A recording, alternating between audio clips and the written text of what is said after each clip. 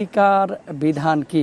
কোরবানির সাথে আকিকা করা যাবে কিনা? প্রথমত রসুল আকরাম সাল্লাল্লাহু আলাইহি ওয়াসাল্লামের হাদিস আপনারা খেয়াল করুন, ইন্নাল গুলাম মুরতাহানুন বিআকিকাতি।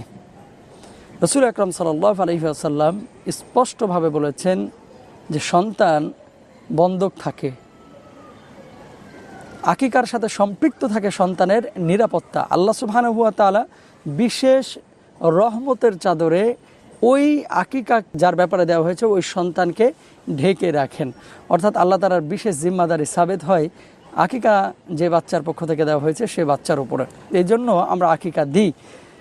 তো লিল গুলামে শাতআন ওয়ালিল জারিয়াতি শাতুন, আল্লাহ রসুল বলছেন যে পুরুষের জন্য 2টি ছাগল অথবা ভেড়া এই জাতীয় পশু হতে পারে, আর নারীর জন্য হচ্ছে 1টি।